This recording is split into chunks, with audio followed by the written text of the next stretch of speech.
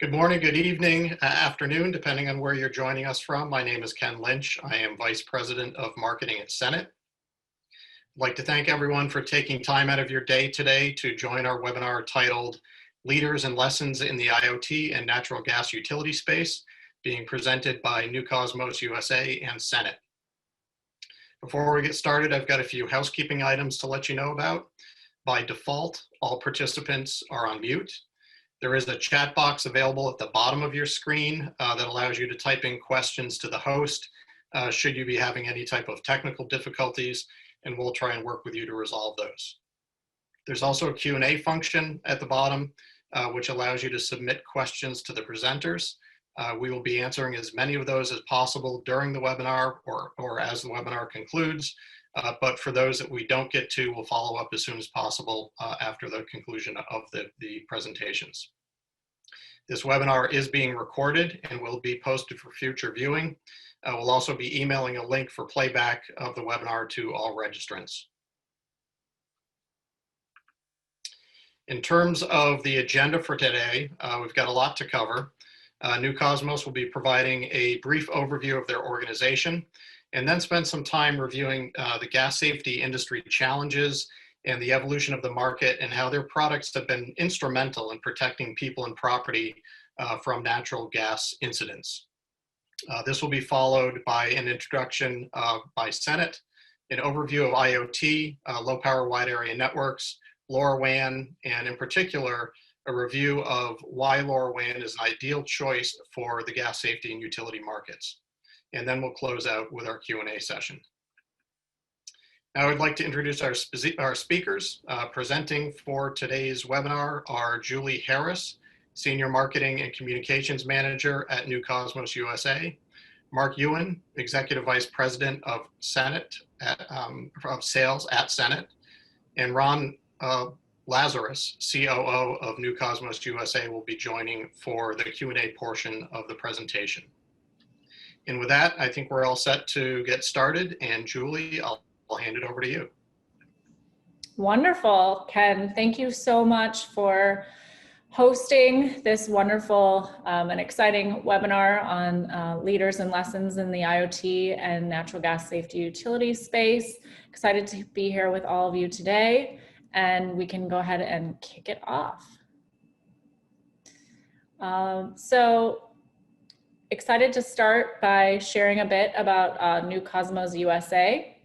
Our mission is to protect people and property with natural gas safety products. And our mission has never been more important, especially with natural gas explosions occurring. It's super important for people to invest in natural gas safety systems. And it's really the smart choice given that over half of the US homes now use natural gas as their primary heat source. In fact, every 2 days, explosion accidents involving natural gas pipelines occur, and approximately $50 million in property damages happen per year. And sadly, most major gas incidents in the US include some type of gas leak, result in over 40 deaths and 140 injuries. What's more is the aging infrastructure that the US is challenged by. Right now, we have 1.3 million miles of gas mains in the US, and there's 5,600 miles of gas mains replaced each year. That's less than 1%. And less than 1% additional pipelines are growing each year to add on to that infrastructure at about 9,800 miles per year. It would take over 230 years to fully replace every pipe in the US system. And let's face it, that's certainly a not realistic time frame. And that's why it's so important, if it would take 2 centuries to replace all these pipelines, to make sure that we protect ourselves now. And that's really what we're in the business of doing. So our company profile, we're able to support protecting people and property with locations of our office sites in over 8 different countries with 1,000 employees. We are currently publicly traded on the Japanese Nikkei stock exchange. and we have $280 million in revenue generated annually. And our brand of natural gas alarms is called Denova Detect. And New Cosmos USA Inc. is a wholly owned subsidiary of New Cosmos Electric as of 2018. I must say, I am very proud to be a part of a company that has a series of firsts. You may or may not know that New Cosmos actually created the first ever residential natural gas alarm in the world back in 1964. And you saw a sneak peek of that on the next slide. We'll go back to that. We also developed the first ever battery powered advanced metered infrastructure natural gas alarm in the world. We developed the first ever battery powered AMI natural gas alarm deployed on a massive scale with one of the largest gas utility companies in the country, Con Edison, New York. And we've thus far deployed over 100,000 natural gas alarms across New York and will have deployed almost 300,000 by 2025. So we're really excited about that successful partnership. And we've created a lot of data points from that, from that field experience. We're also the first ever to launch a battery-powered 7-year gas alarm product listed to the UL 1484 standard. And we currently hold the #1 status for the #1 manufacturer of MEMS gas sensors worldwide. We are one of the largest gas sensor and R&D facilities in the world. In fact, on the left, that circle represents our R&D facility. And we've sold over 70 million residential gas alarms worldwide with a 70% residential gas alarm market share in Japan. And here you'll see the world's first ever residential gas alarm built back in 1964. Our company has been around for over 6 decades. And over those 6 decades, we've been pretty proud to be able to serve our mission through and through of protecting people and property. When I look at this slide, I'm pretty proud to see that, you know, it's not just any product or device. This device has arguably saved many, many lives. And here's a data point to prove that. So due to Japan requiring natural gas alarms in households with where natural gas appliances exist over the past few decades, it has led to a direct impact and had a significant reduction of deaths due to natural gas explosions in Japan. In the 1960s, Japan had a large number of natural gas appliances, and they saw that the deaths due to natural gas explosions was high. So they implemented the natural gas requirements through legislation and installations. And over time, the number of deaths due to natural gas explosions significantly declined. And we're happy to report in 2019, there were 0 deaths due to natural gas explosions. Also the same, 0 deaths in 2020. So New Cosmos USA aims to help prevent deaths due to natural gas explosions in the US as well. A little bit about our alarm wireless integration. Our daughter board easily integrates with other utilities' wireless networks, such as LoRaWAN, Itron, Aclara, Landis+Gyr, and LTE. Some of the data that utilities request and is super relevant are the timestamp of payload messaging, hours spent powered on, and low battery status, system functionality, gas and temperature of the alarm, and space, as well as humidity and temperature levels. And our gas alarm concentrations incrementally are measured between 1% LEL and 30% LEL. Let's do a deeper dive into some of our natural gas alarm product features. So our natural gas alarm offers a 10% lower explosion limit gas alarm threshold. And what does that 10% mean in comparison to our competitors? Well, that equates to 11 minutes faster escape time when compared to 25% lower explosion limits. And when you're talking about extremely dangerous, potentially natural gas explosions occurring, every second counts, of course. And so I don't need to tell you, 11 minutes faster escape time is certainly worth the investment. Our alarm also has been proven by Gas Technology Institute through a series of testing that we virtually eliminate nuisance alarms from common household chemicals such as bleach, ammonia, etc. Our product has MEMS sensor innovative technology that offers that 7-year wireless battery life. And we're excited to announce that we have a 10-year product life coming soon as of January 2023. Our natural gas alarm is battery powered, and that allows for the optimal installation near the ceiling, so there's no unnecessary and unsightly cords needed.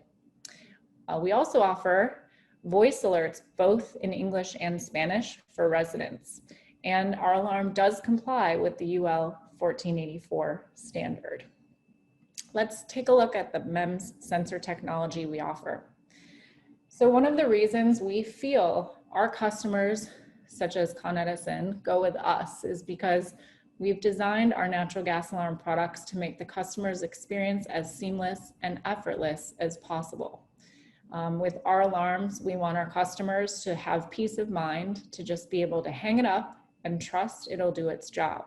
So we try to make that happen with one of the most powerful and effective energy saving sensors on the US market. Because our highly selective MEMS sensor targets only methane, our alarm is highly nuisance resistant, and it offers incredible power. In fact, it's 600 times more power saving energy when compared to conventional sensors. No AC power needed, easily installed near the ceiling with those lithium ion batteries, and nuisance resistant to those household chemicals. Now let's take a quick look at us, New Cosmos USA, in local and global news. So we feel it's really important for the public to know all about natural gas safety awareness. So we launched a national campaign that was picked up by Yahoo Finance, Associated Press, and others.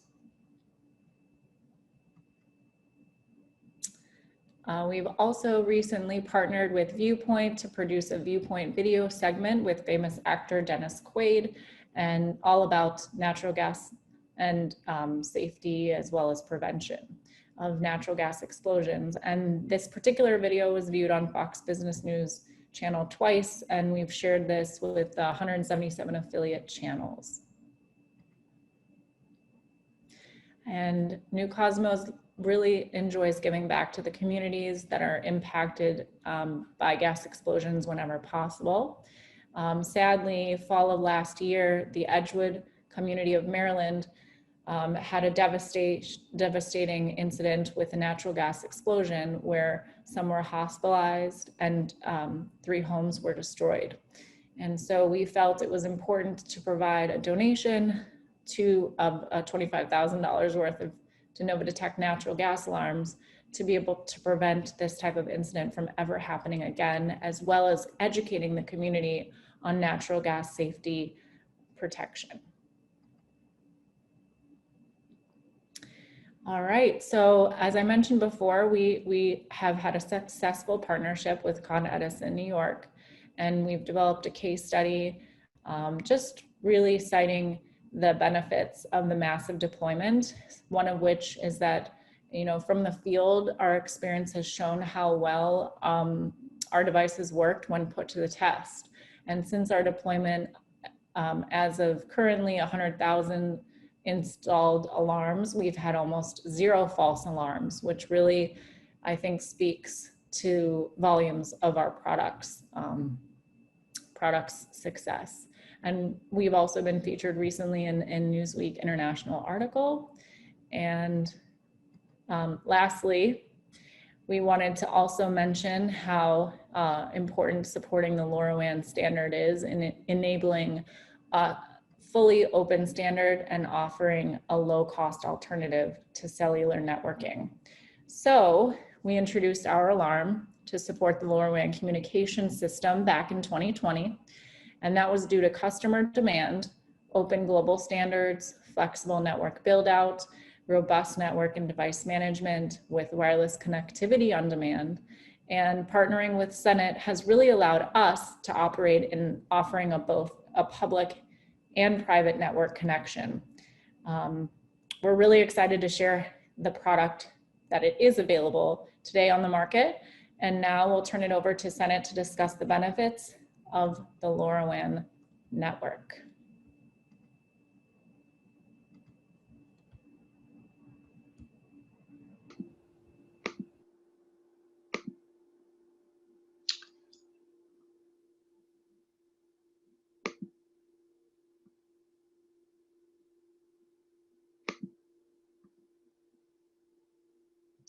Okay, thank you, Julie. Thank you very much. This is Mark Ewan. I'm the head of sales and business development at Senet.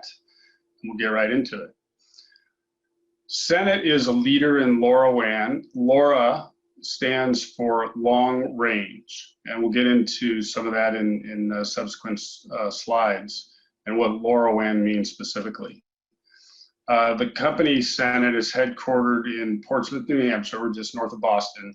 We're essentially a cloud platform and services provider, specifically taking a LoRaWAN network server, an open standards LoRaWAN network server, LNS for short, and wrapping it in a very robust OSS BSS platform, which is an operational and business support system. This enables us to provide very scaled deployments, and we'll get into this a little bit in these slides. Fundamentally, we offer two services. One we call NAS, which is Network as a Service, and the other we call PaaS, which is Platform as a Service. And fundamentally, one is for public network deployments, and the other, PaaS, is for private network deployments. This slide illustrates our public network specifically, and the green areas that you see here are publicly deployed LoRaWAN gateways. And these green dots, if you will, are expanding rapidly. Every day, 365 days a year, more dots are being added to this map. And you can go to our website, senetco.com, if you want to see a live map showing coverage all over the world. I'm going to start out with a little story from the early days of Wi-Fi, going way back in time, as a kind of an analogy to what I'm going to describe as we go through these subsequent slides. When I first got a Wi-Fi router for my home, I did it for a specific reason, and that was to untether my laptop. So that was sort of the anchor use case of putting that network in my home. Fast forward to today, and my home has many different types of devices connected to that network. And so that anchor use case was the beginning of a great relationship with Wi-Fi. We call this the consumer IoT, or Internet of Things. And one thing of note is that all of the devices that you see here, and this is certainly not a comprehensive view, these are all either devices that have access to power, you plug them in, or they're battery-powered devices that you recharge very frequently. And we're going to talk about why that's a little bit different than what I'll call utility IoT or industrial IoT. So we're going to get into real basics here. We talked about LoRaWAN, LoRa being long range, LoRa. We're going to talk about what is IoT. What is LPWAN?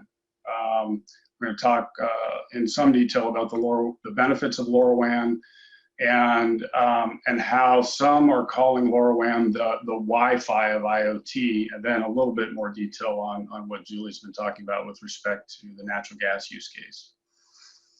So starting off at the beginning, the Internet of Things has many there's a lot of terminology floating around the industry. You know, what is IoT? Some people call it IoE, the Internet of Everything. The kind of the legacy term for it is machine to machine, but really this is all about digital transformation, and there are a lot of different, you can fill in the blank here, but we're making things smarter. So you talk about the smart version of a utility meter, the smart connected version of a methane gas detector. So as a frame, I want to talk just really briefly about how things have been connected to the cloud over the course of time. So let's go back to the mid-90s when Netscape was founded, and we first started connecting things to the cloud, and those things were basically our computers. And if you had a desktop computer, you generally connected it to a wired internet connection. A laptop, perhaps you had a wireless, but let's fast forward to the mid 2000s. The iPhone was launched in 2007, and now all of a sudden the number of things that were connected to the cloud or to the internet had this massive exponential explosion, because now we had mobile devices connected to the cloud, and these were largely connected. These were largely battery-powered devices that, again, needed to be recharged, frequently, probably every day, or they were plugged in. And most of the connections were to the cloud. Some of them were still hardwired into the internet, but an increasing number were connected through Wi-Fi, cellular, and perhaps other technologies. Now let's go to today, and these concentric circles aren't really as uniform as they appear here. The explosion now is really truly exponentially exponential, because now we're connecting everything to the cloud, and the really scaled applications and use cases are by and large battery-powered devices, and we're going to talk about that more. The methane leak detectors that Julie described are optimally running on a battery, and a very long life battery. And so this is the sort of the evolution that I wanted to paint the picture of.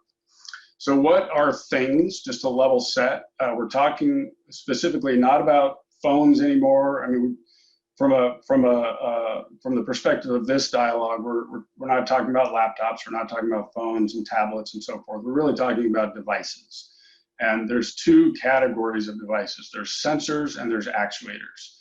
And the methane sensor from New Cosmos is an example of a sensor that's gathering information. It's probably logging it within the device, and then periodically will kind of wake up to optimize the battery, wake up and do a intermittent transmission of that data to the cloud. Going the other direction, an actuator is a device that is told by the cloud application what to do. Flip a switch, turn a valve. I'm going to send new software down to the device, a firmware update, that kind of thing. So IoT is a very broad umbrella term, and if you kind of drill down on the little left-hand side box, there's really kind of three fundamental pieces. There's the device on one side, there's the cloud application on the other side, where all the intelligence in the utility world, sometimes it's called a head end. And in the middle, you have to connect those two things. You want to get the data from the device to the application, or command from the application down to the device. And in the middle is the connectivity layer. And so honing in on the connectivity layer, you've probably heard a term called LPWAN. And LPWAN stands for Low Power Wide Area Network. And LoRaWAN is the star of that show. LoRaWAN is not the only LPWAN, but LoRaWAN is a very important player in the LPWAN space.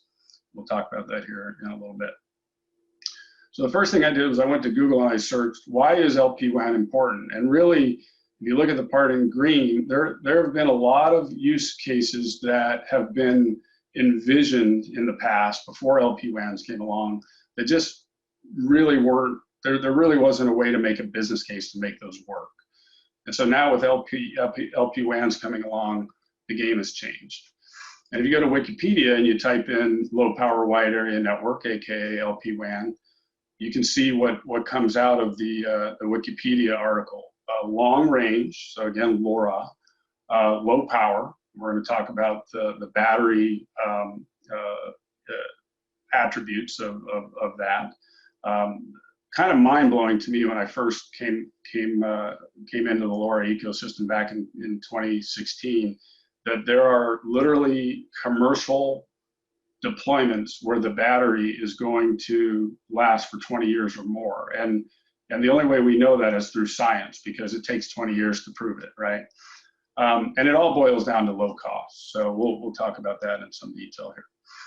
Another thing I want to mention is that the LoRa Alliance launched LoRaWAN in 2015. So we're growing up here. It's 2022 now, and it's probably been a few years now that LoRaWAN has been considered by most who are paying attention to be a de facto global standard.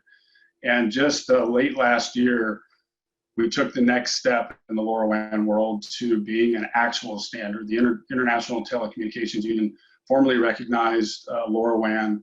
This is a United Nations organization that's based in Geneva, Switzerland. This is the LoRa Alliance, again, founded in 2015. Senet is one of the founders, on the board of directors, and a key contributor to not only the original standard specification, but the ongoing evolution of the standard, along with a lot of very important companies that you see listed here. And these logos are just a small subset of the number of companies that are in the LoRa Alliance, and it's growing very fast. I pulled out a few names for those in the utility world and the industrial world who might be interested in it, to know that there's a growing number of very significant players in the utility/industrial space that are joining the LoRa Alliance as members and making their contributions to the global effort. This slide illustrates the board of directors. Again, Senet is on the board of directors alongside very notable companies from around the world. So again, LoRaWAN is often referred to as the Wi-Fi for IoT, or specifically the Wi-Fi for utility IoT. And I think what we're starting to see is that utilities are taking as digital transformation happens and as the future unfolds, very much of a multi-networking strategy and a combination. Some utilities have already made investments in large legacy protocols and communications technologies. But just like we coexist every day as people with cellular and Wi-Fi, and we use it for different purposes at different times, I believe that utilities and other organizations across industry are going to continually adopt a multi-network strategy, of which LoRaWAN is certainly going to be an important piece. And when we talk about LoRaWAN being the Wi-Fi for utility IoT, I want to make sure that everybody understands the distinction between Wi-Fi and LoRaWAN and why they're similar and why they're different. They're similar because they both coexist very nicely with other communications technologies, namely cellular. They're similar in that they both generally run in unlicensed wireless spectrum, unlike something like cellular that requires in the vast majority of cases FCC in the US licenses and other licenses in other parts of the world. Where they're very different is Wi-Fi, as we all know, is a short range technology with massive bandwidth. You can watch Netflix on Wi-Fi and do lots of other things. LoRaWAN is sort of the opposite from that perspective, and this comes down to the importance, the key important piece when you think about why has LoRaWAN become a de facto global standard and an international formalized standard. A big part of that is because it's a low-cost option that enables very long battery life, which is part of the reason it's low cost. So you can put thousands, millions of devices into a commercial deployment and be confident that the end device isn't going to need to be touched to replace or recharge the battery and that kind of thing. So battery life is a really key consideration here. Just another point on the coexistence of LoRaWAN and cellular. When you put a LoRaWAN gateway on a tower or on a rooftop or on a pole or indoors or underground in a basement, the that LoRaWAN gateway needs to, first and foremost communicate with the devices that are connecting to it. But in addition to that, the gateway has to be backhauled. That information has to be backhauled somehow to the cloud. And so cellular often is that backhaul. And so there's a nice coexistence there. And in this next slide, I'll talk about some of the other flavors of backhaul. I put cellular at the top because that's very common. Also, hardwired connections like fiber and Ethernet. We even use satellite. There's lots of different ways to make that happen. But fundamentally, the architecture of LoRaWAN is you have devices on one side. Again, you have cloud applications, the intelligence, if you will, on the other side of the spectrum. And in between, we have the communication, and that includes the gateways, the backhaul, and what we call the LNS, the LoRaWAN network server with an OSS BSS wrapped around that. And Senet arguably has the most robust offering in that realm on the globe. So just to reiterate, this is a bidirectional communication. The device will transmit its payload. Any LoRaWAN gateway within range will pick that up, will backhaul it over whatever backhaul it's connected to Senet. Senet then processes, deduplicates, manages all that flow of information and sends it to wherever it needs to go. It can go to any application in the cloud, whether that's a big Azure or iOS instance or something like an AMI, a legacy AMI head end or what have you. So this kind of sums up the benefits, and I put low cost and secure in bold at the bottom because this is what it all kind of sums up to. We have to be secure, we have to check that box, and LoRaWAN wouldn't be a global standard if it didn't check that box. So we can go into, anybody who's interested, we can go into deep technical detail on that point as needed. On the low cost, it's a combination of things. LoRa, again, long range, enables low cost because you need fewer gateways to create coverage. And if you did need more gateways, that would be more cost, not only from the perspective of the CapEx, but also operationally having to manage those gateways and get the leases for the towers if you're doing a tower deployment and that kind of thing. And then because it's low bandwidth, what is that actually a benefit? Well, yeah, LoRaWAN is not the protocol or the network flavor that you're going to use for everything. You're going to use it for use cases that require very little communication. And methane leak detectors are a great example. They generally are going to just do a little heartbeat to the utility through the cloud and say, I'm alive, I'm alive, I'm alive.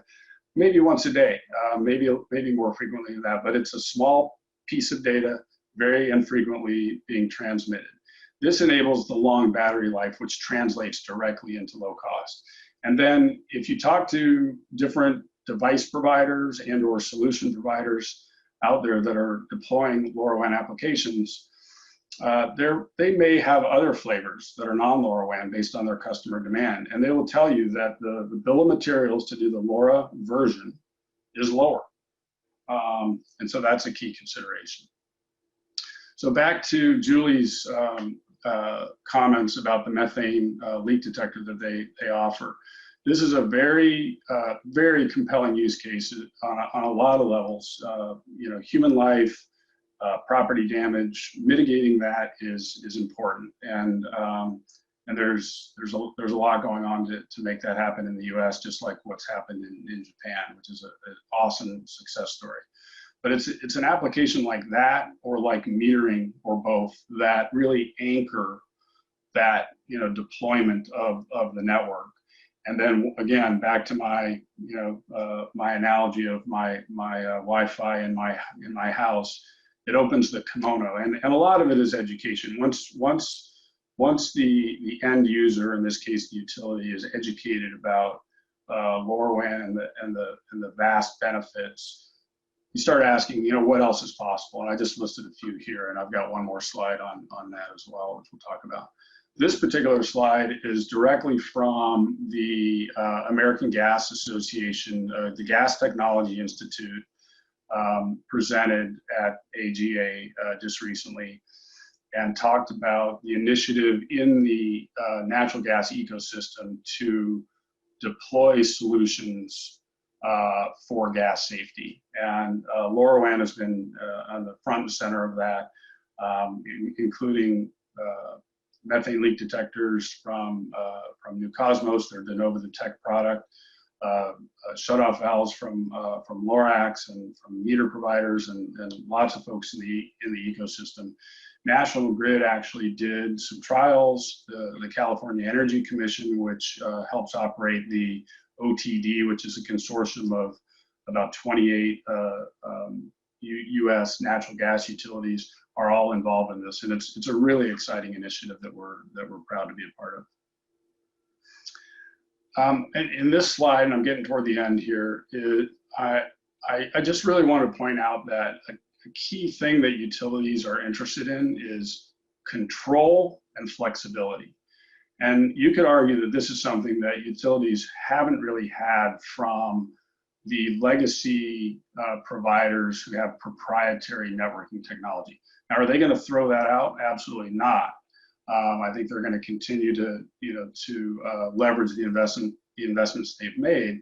But again, getting back to that multi-network technology future, having an open standards option where you can go to market and find cost-effective solutions from lots of different providers, and place your bets on the ones that are going to deliver you the best, value proposition. I think it's a very, very powerful feature that we have in store for us. And I think I mentioned this, but just to be clear, we offer both public and private deployments. And what's interesting is a lot of our customers will use both. So you may have like for an example, in Tampa, Florida, we have a very robust footprint of public coverage.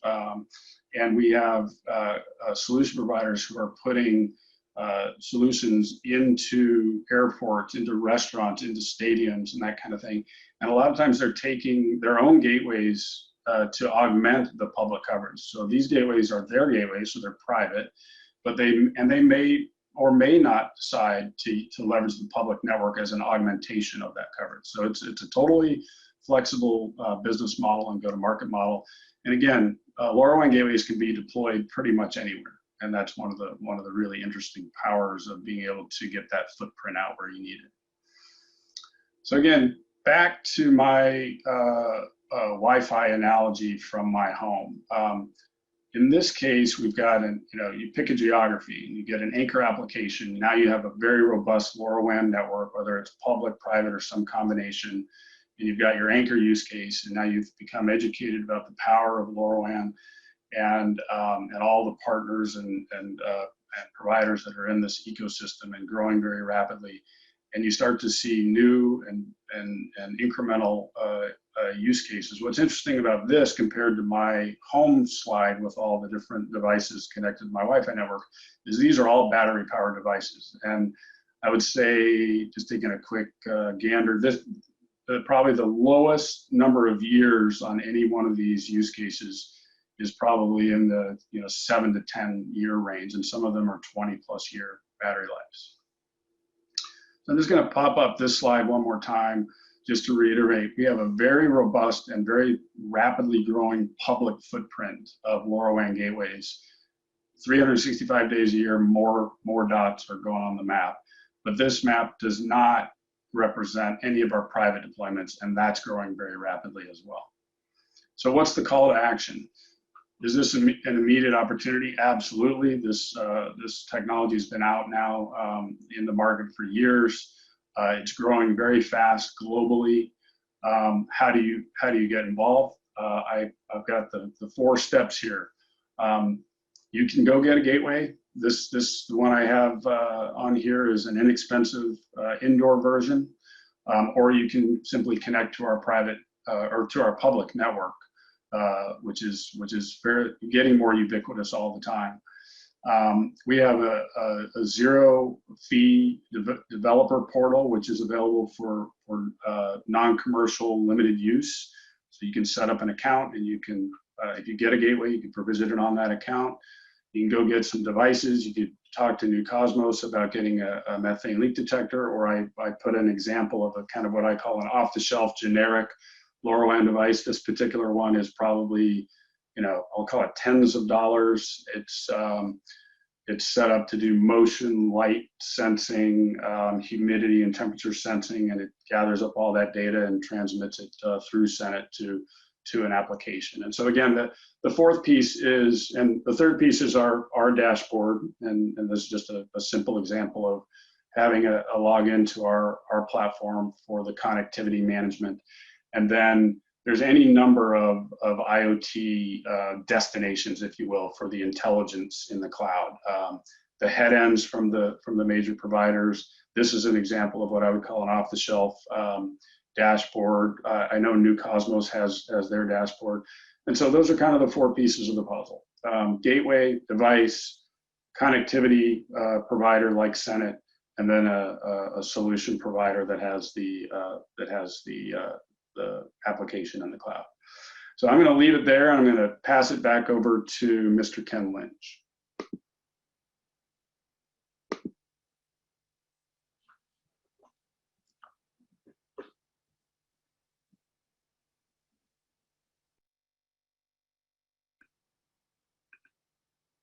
Thank you, Mark, and thank you, Julie. Great presentations from both of you, very much appreciated. And I think we've got Ron here on the line for Q&A as well.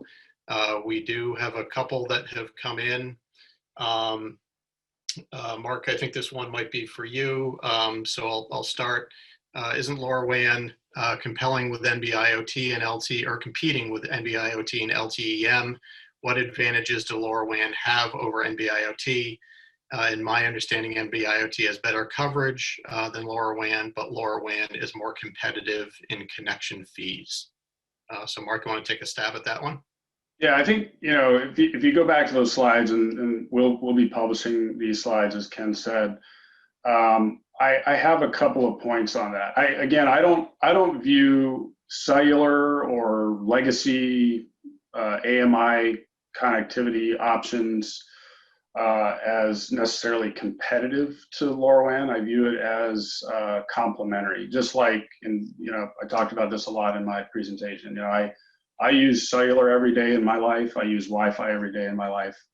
I do believe that utilities, enterprises, industrial companies across all verticals will use cellular when it makes sense to use cellular, and they'll use LoRaWAN when it makes sense to use LoRaWAN.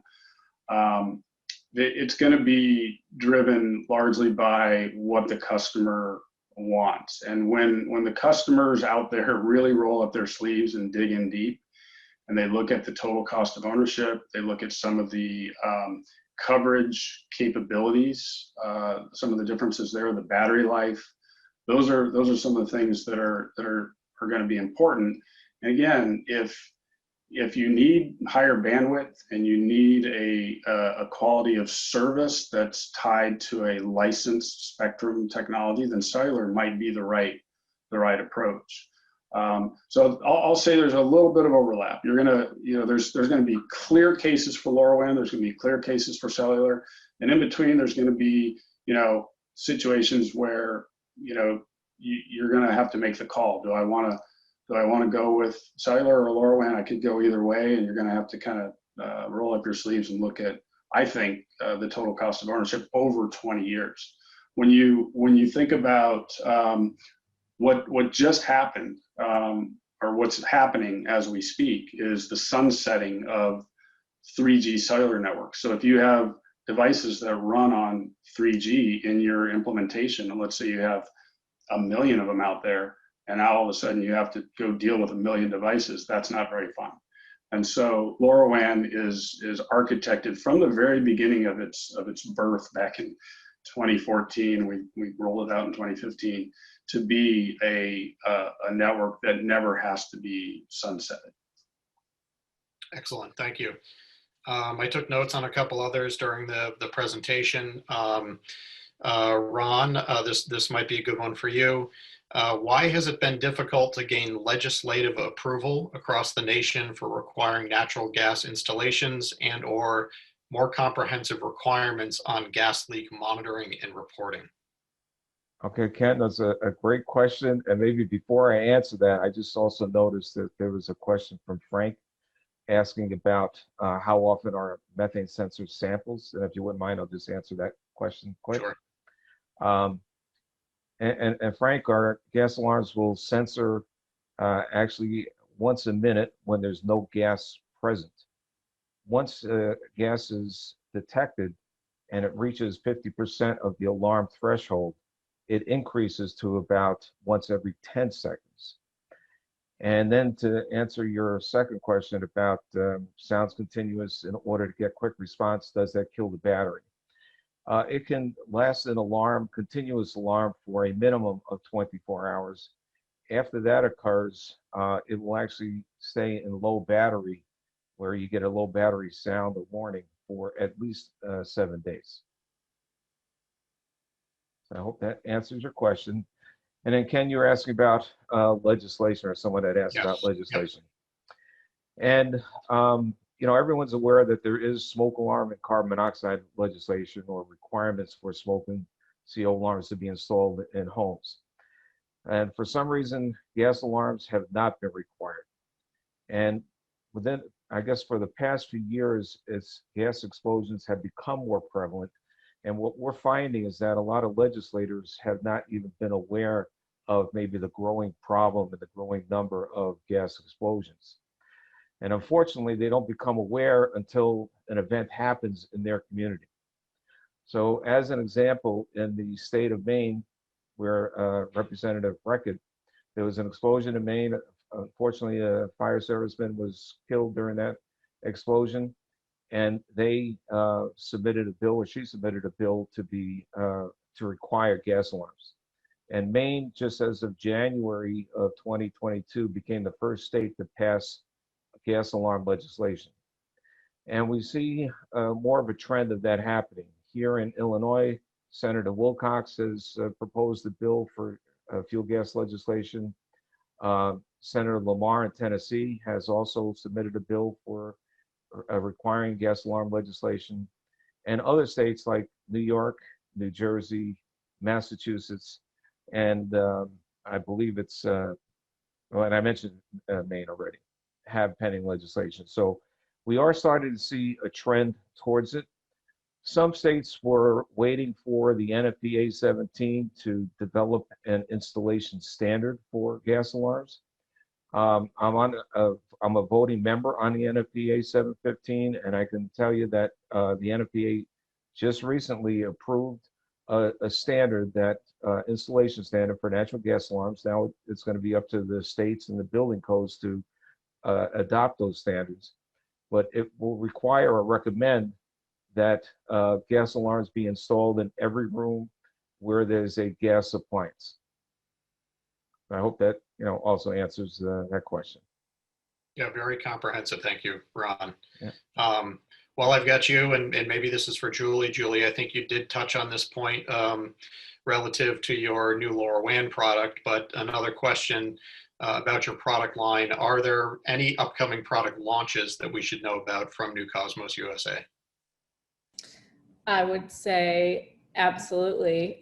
So we're really excited to be able to showcase in January of 2023 our 10-year product, which will be coming soon. And I'd like to also mention that would be available wireless connectivity with Landis & Gyr and Itron, Aclara, LTE, etc. Ron, did you have anything to add to that? No, that pretty much covered it. Thanks. Yeah. Okay, and we've got a few more minutes, so if you guys have questions from the audience, please continue to submit. I've got one more in the queue here, I think for Mark. I have heard about a LoRaWAN network called Helium. Is Helium a Senet competitor?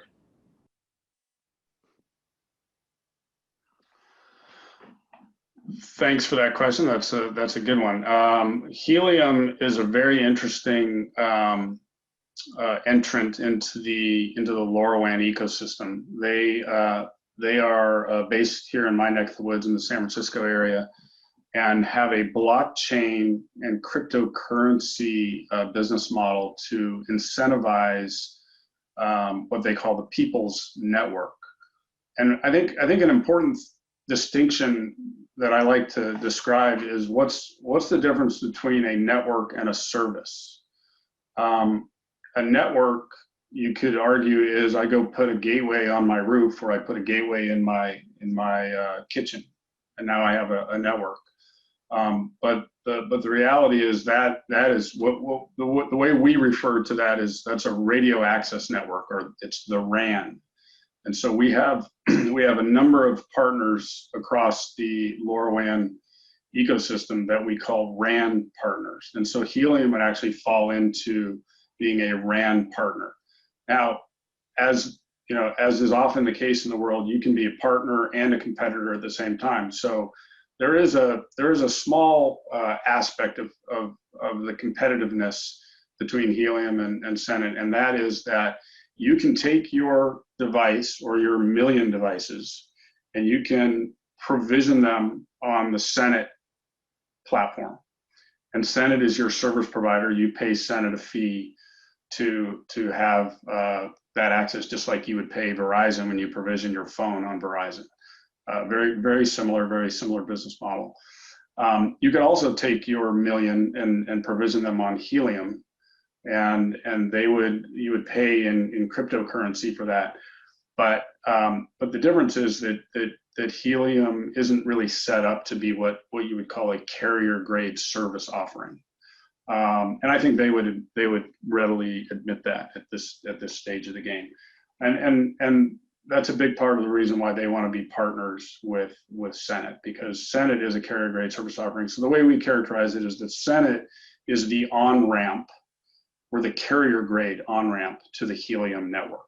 So they're part of our extended, what we call virtual network, our public network. So if you provision your device on Senet to be a public device, and it's within range of any of the literally hundreds of thousands now of Helium gateways that have been deployed by the people's network, then that gateway will pass your device's messages to the Senet core. Excellent. Well, I think that's what we've got for questions in the queue. There's one more, Ken, I saw. There's one more. Sorry, go ahead. So Greg next, he asked, does New Cosmos offer natural gas detection equipment for heavy industry applications such as cement factoring? I just want to say, Greg, thank you so much for your interest. New Cosmos does in fact offer equipment for industrial applications through our distributor DoD in the US. These are manufactured by our parent company, New Cosmos Electric in Japan. But we definitely would like to talk further. So you can feel free to reach us.